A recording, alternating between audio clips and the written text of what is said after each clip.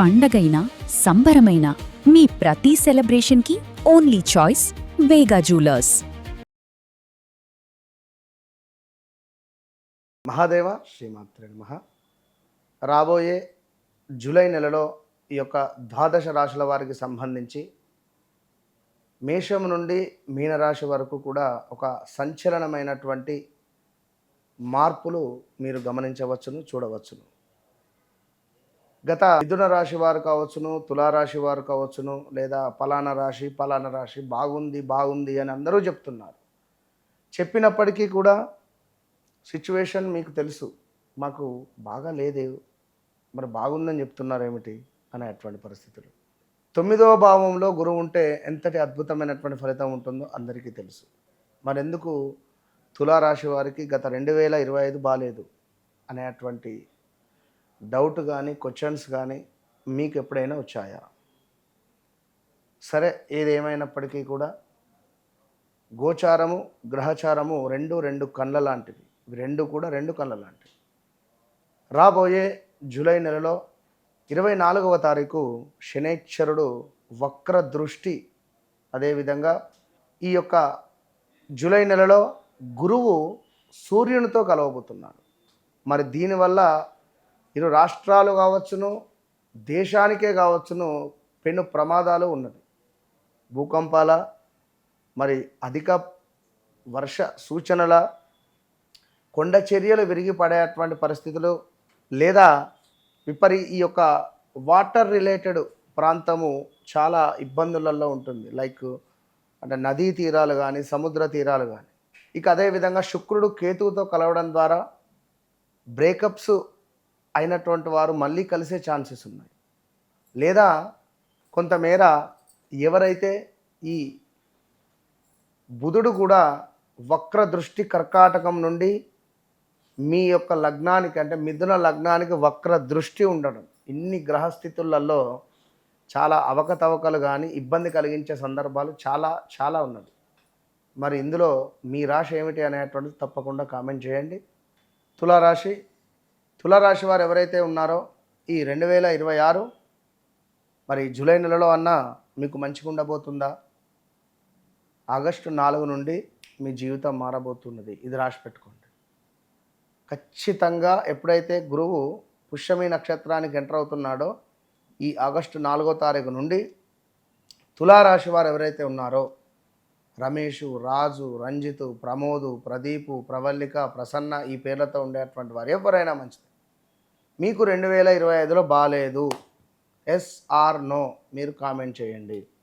2025లో మీరు అనుభవించినంత చెడు కర్మలు, ఇబ్బంది కలిగించే సందర్భాలు కోకొల్లలున్నవి. వాహన ప్రమాదాల, విదేశాలలో ఇబ్బందుల, లేదా రాజకీయంగా మీకేమైనా చాలా ఇబ్బంది కలిగించే సందర్భాలు ఉన్నాయా? వివాహం అయిన తర్వాత కూడా ఎన్నో మీకు అవరోధాలు కానీ, ఇబ్బందులు కానీ, మానసిక ప్రశాంతత లేక పూర్తిగా బాధపడినటువంటి దాఖలాలు చాలా ఉన్నది. వాహన ప్రమాదాలు, భార్యాభర్తలలో గొడవలు కావచ్చును, డబ్బులు లాస్ అవ్వడం కానీ, పెద్ద మొత్తంలో ఆన్లైన్లో డబ్బులు పెట్టి ట్రేడింగ్లో డబ్బులు పోగొట్టుకోవడం కానీ, అదేవిధంగా చివరి నిమిషంలో మీకు పనులు చెడిపోవడం కానీ, దగ్గర దాకా వచ్చి చివరి నిమిషంలో పనులు ఆగిపోవడం కానీ, మనీ రిలేటెడ్ అయితే మీకు రావాల్సినవి మీకు రాక, మీరు ఇచ్చేటువంటి వారు ఆగక సమస్యలు. అమ్మాయి వివాహం జరిపిద్దామంటే ఎక్కడ వివాహం సెట్ కాక ఇబ్బందులు. వివాహము కష్టపడి అతి కష్టంగా వివాహం చేస్తే అమ్మాయి అక్కడ గొడవపడి మన ఇంటికి వచ్చేయడం. ఇలాంటి సిచ్యువేషన్స్ ఎన్నో మీరు ఫేస్ చేస్తున్నారు. అసలు ఇంట్లో ప్రశాంతత అనేటువంటిది లేదు. కోర్టు సంబంధిత కూడా, పోలీస్ స్టేషన్ రిలేటెడ్ కూడా తిరిగి అలసిపోయినటువంటి మీకు ఈ యొక్క జూలై నెల కొంత ప్రశాంతంగా ఉండబోతున్నది. కొన్ని పనులు ముందుకు వెళ్ళబోతున్నది. ఉద్యోగ వ్యాపార రంగంలో మంచి పురోగతి ఖచ్చితంగా కనిపిస్తూ ఉన్నది. అదేవిధంగా అధికారులతో సంబంధాలు మెరుగుపడబోతున్నాయి ఖచ్చితంగా కూడా. ఇది సత్యము. ఎవరైతే అధికార రంగంలో ఉన్నారో వారికి కొంత పర్వాలేదు అని అనుకునేటువంటి పరిస్థితి అయితే ఉన్నది. ఇక కొంత ఉద్యోగంలో కొందరికి పని ఒత్తిడి మాత్రం ఉంటుంది. ఇది ఖచ్చితంగా. ఆరోగ్య నియమాలు మాత్రం పాటించడం మంచిదని చెప్పడం జరుగుతున్నది. శత్రువులపై ఈ నెలలో విజయం పొందబోతున్నారు తులారాశి వారు. కొంత వాదించడము అనేటువంటిది తక్కువ చేసుకోండి.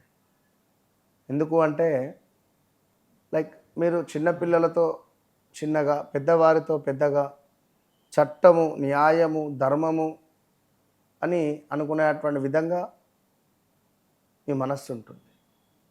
మీ చక్కగా నవ్వుతూ మాట్లాడడం కానీ, నేను పట్టిన కుందేలుకు 3 కాళ్ళే అనే విధంగా వాదించడం కావచ్చును. ఇలాంటివి కొన్ని ఉంటుంది. మనం తులారాశి వారితో ఆర్గ్యుమెంట్ చేయలేం. కానీ 12 రాశులలో తులారాశి వారంతా స్టార్స్ ఎవ్వరూ ఉండరు. ఇది మాత్రం సత్యం.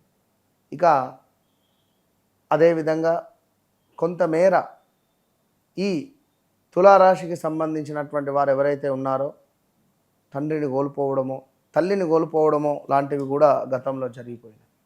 అదేవిధంగా